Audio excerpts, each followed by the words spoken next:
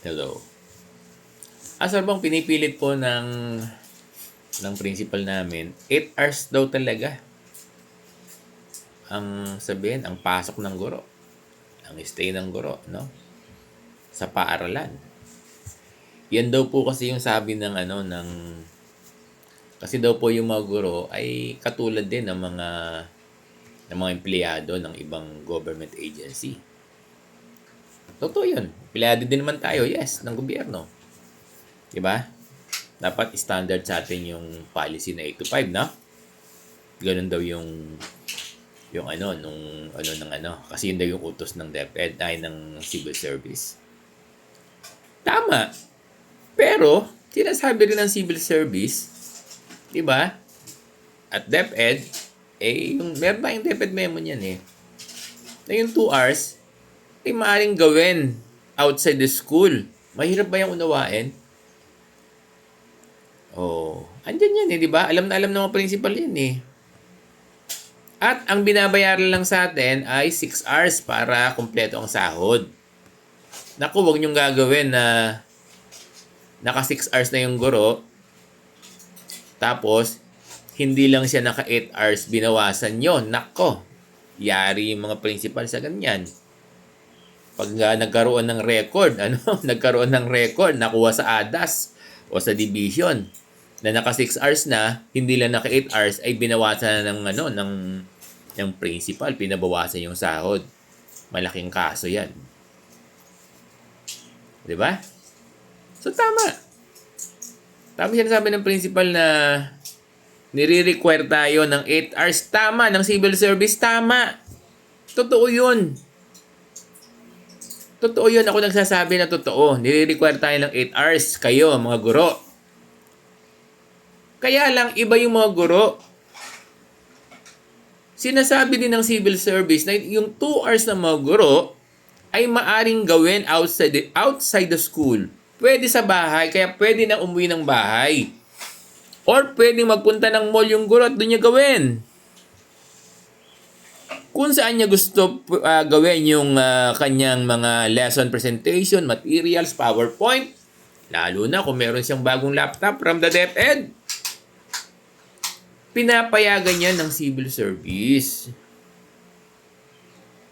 Kasi yung principal, ang tinignan lang, required ng civil service yung mga guro na mag-render ng 8 hours. Precisely, that is correct. Kaya lang, hindi mo kinonsider yung sinasabi rin ng civil service na yung 2 hours at yung sinasabi ng DepEd na yung 2 hours ay pwedeng gawin saan? Sa labas ng eskwelahan. Sir Bong, gagawa daw po kami ng undertaking. Hindi, wala naman problema. May laptop naman. Sir Bong, dapat daw po paglabas namin, i-indicate namin doon kung saan kami, yung whereabouts namin, saan namin ano naman problema? Yes. Yan ang compliance sa mga guro. Gusto mong gawin sa bahay, yan. Wala naman problema. Tapos yata sa DTR, wala namang problema doon. Ngayon, kung gusto ng mga guro, sa school na lang mag-stay for the 2 hours na to complete the 8 hours, okay lang. Kaya lang ako, hindi ko encourage yan, Lalo ngayon, wala naman kayong classroom. Wala kayong classroom. Sabihin, marami kaming mga mga faculty rooms, quarters. Yung malalaking school meron. Paano yung mga maliliit na school kung hindi nyo pa pauwiin yung mga guro nyo after 6 hours? Di ba? Paano yung mga... nga pala, single shift kayo, Single shift nga pala kayo, sorry. So, kung hindi nyo pa pauwiin, hindi kakain pa yan ng kuryente. Di ba? Lalo ngayon, ang taas ng kuryente ngayon. Kaya kung hindi nyo pa pauwiin yung mga guro nyo after 6, ibig sabihin, kung hindi nyo i-allow na sa bahay na lang nila gawin yung kanilang mga PowerPoint, kung nagbukas lahat ng laptop yan, Eh, wala naman po kami laptop. Yun lang. Electric pan ilaw. Gumastos pa ang school. Samantala mga katipid. Eh, kasi pwede naman gawin sa bahay. Di ba? Ulitin ko. Hindi ko galit. Sir Bong, sabi po ng principal ko, ang sabi daw po ng civil service ay katulad din tayo ng ibang mga government employee. Diba? Yes! Totoo yun. Tama yun. Na dapat mag-render ng 8 hours. Tama yun. Kaya lang ang problema, hindi binasa ng principal mo na yung 2 hours ay po pwedeng gawin outside the school. Dapat, inintindi niya rin yan. Pinapayagan niya ng civil service. Tingnan nyo, i-invite ako ng civil service ha. Tatanungin ko kung pwede ko sa interviewin ha. Paparinig ko sa inyo ha. Yung sinasabi ko. Ang 6 hours, pag naka 6 hours ang guro, bayad na. Pag nag-render ang guro ng 2 hours sa school, dahil in compliance do sinasabi ng DepEd, hindi naman babayaran yan ng DepEd eh.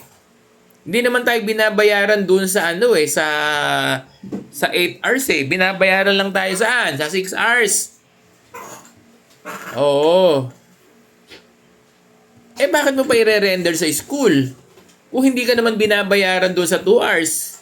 Eh ang binabayaran lang pala ay yung 6 hours. Ang binabayaran lang ay yung 6 teaching hours. Kaya kung mag-stay ka sa school ng 2 hours, wala namang bayad dyan eh. Bakit ipipilit mo sa mga guro mo na mag-stay dyan?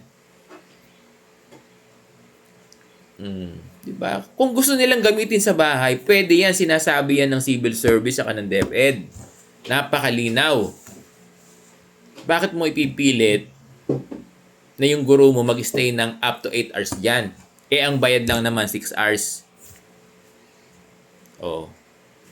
Eh, hindi. Compliance to ng civil service. Oo. Eh, pag umiiba yung guro, nag-cheat ba siya? Hindi. Doon nga niya gagawin yung yung PowerPoint. Hindi na kumpleto rin yung 2 hours niya. Pag umuwi siya ng bahay, hindi naman niya tinatakasan eh. Yung trabaho niya eh. Kita mo pagdating ng kinabukasan, meron niyang presentation, mas maganda pa. Di ba? So, naintindihan, Sir Bong? Di ako galit.